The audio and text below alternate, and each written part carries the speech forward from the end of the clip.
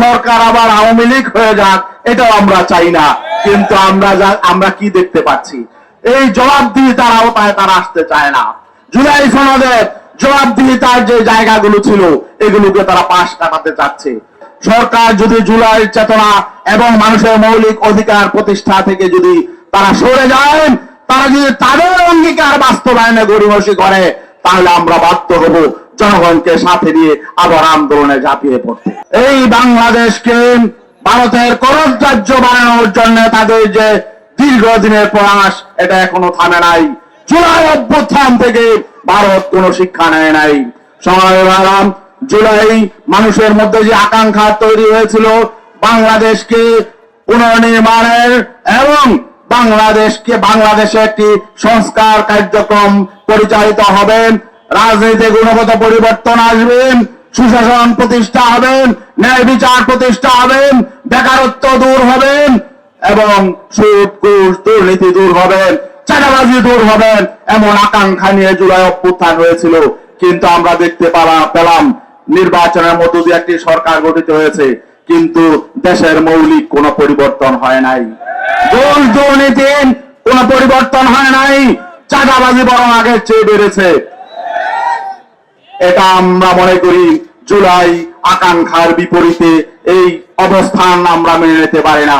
সংগ্রামী ভাইরাম, জুলাইয়ের এই আকাঙ্ক্ষা বাস্তবায়নের জন্য সকল রাজনৈতিক দল মিলে একটি সনদ করেছিল, একটি রাষ্ট্র সংস্কারের জন্য। এই সনদ জনগণ বিপুলভাবে ভোটে নির্বাচিত করেছে। গণভোটের মধ্য দিয়ে সনদ মানুষের আকাঙ্ক্ষার প্রতীকে পরিণত হয়েছিল। প্রায় 70% মানুষ এই জুলাই সনদকে সমর্থন দিয়েছে, জুলাই সনদের পক্ষে ভোট দিয়েছে।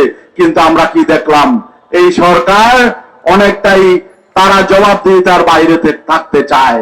আমরা এই সরকার ব্যর্থ হোক, এটা আমরা চাই না। এই সরকার আবার আওয়ামী লীগ হয়ে যাক, এটাও আমরা চাই না। কিন্তু আমরা কি দেখতে পাচ্ছি, এই জবাবদিহিতার আওতায় তারা আসতে চায় না। জুলাই সনদে জবাবদিহিতার যে জায়গাগুলো ছিল এগুলোকে তারা পাশ কাটাতে চাচ্ছে। আরেকটা মৌলিক বিষয় হলো, সেটা বিএনপিও তাদের ইশতেহারে অন্তর্ভুক্ত করেছিল যে এই পার্লামেন্ট নির্বাচনের পরে উচ্চ কক্ষ হবে। জুলাই সনদে উচ্চ কক্ষ ছিল এবং ভোটের রেশিওতে উচ্চ কক্ষ হবে, এটা জুলাই সনদের একটি মৌলিক বিষয়। আজকে 5 মাস অতিক্রান্ত হচ্ছে বর্তমান সরকারের, বর্তমান পার্লামেন্টে। আগামী আগস্টে 6 মাস পূর্ণ হবে। জুলাইয়ের সঙ্গে স্পষ্ট আছে 6 মাসের মধ্যে পিআরের ভিত্তিতে উচ্চ কক্ষ হতে হবে। কিন্তু আমরা দেখছি এই সরকার সেদিকে যাচ্ছে না। আমরা চাই না এই সরকার নতুন করে এই দেশে কোনো সংকট তৈরির কারণ হোক, এটা আমরা চাই না। আবার নতুন করে আমাদেরকে আন্দোলন কর্মসূচি নিয়ে মাঠে নামতে হবে, এটা আমরা চাই না।